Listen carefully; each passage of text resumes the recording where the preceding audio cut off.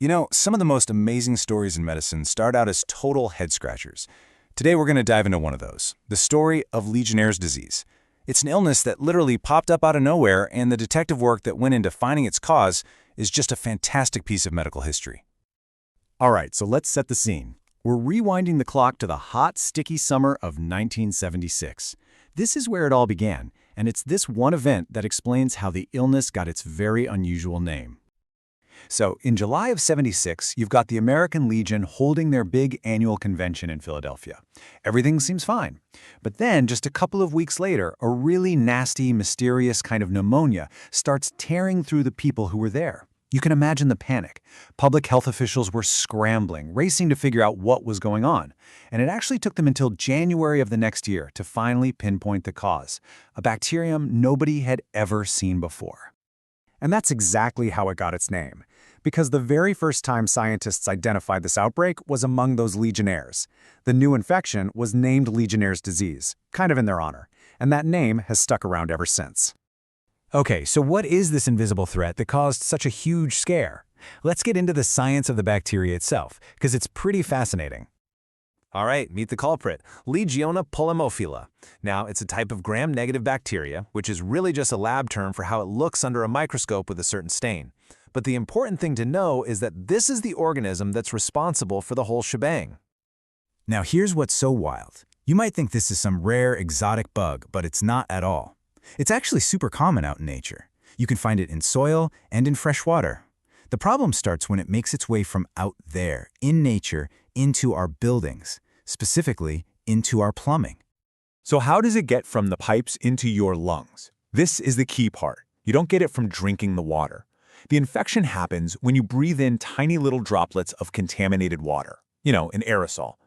Think about the mist from a shower head or from the giant cooling towers on big air conditioning systems, or hot tubs, even those pretty decorative fountains. That's how it gets in. Now, I want to make something crystal clear, because it's super important. Even though it's a type of pneumonia, Legionnaire's disease is not contagious. You can't catch it from someone who has it. The infection only ever comes from an environmental source, like that contaminated water mist we were just talking about. Okay, so just when you think you've got it figured out, there's a twist. It turns out that this one bacteria, Legionella, can cause two totally different illnesses. So let's break down the difference between Legionnaire's disease and this other, milder thing called Pontiac fever. It's really interesting. On one side, you've got the heavyweight, Legionnaire's disease. It's severe, it causes pneumonia, you absolutely need antibiotics to treat it, and yeah, it can be fatal. But on the other side, you have Pontiac fever. It's much milder, more like the flu, it does not lead to pneumonia, it usually goes away on its own without any treatment, and it's not fatal. It's just wild.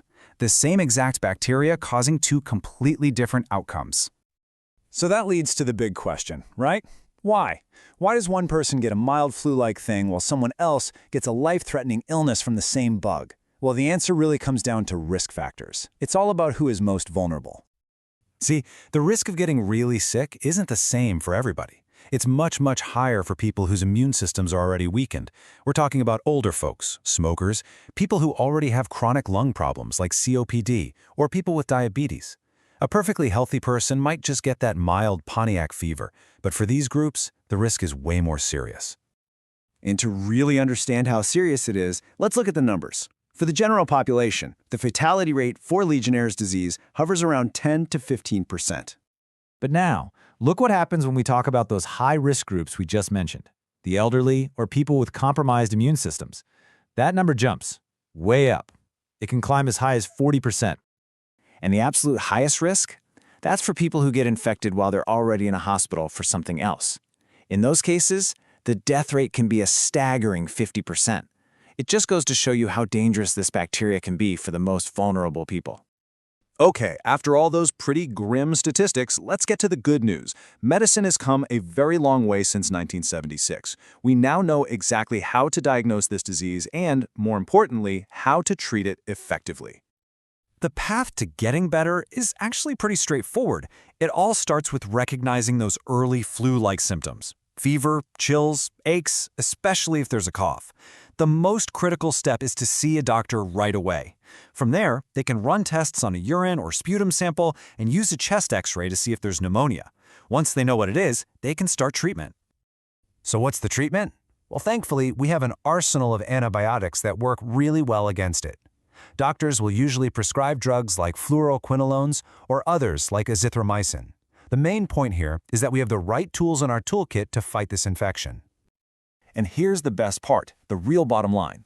While the disease is no joke, the outlook is really good for most people who get treated quickly. Getting medical care in a timely way makes all the difference in the world. So we end up with this really fascinating puzzle, don't we?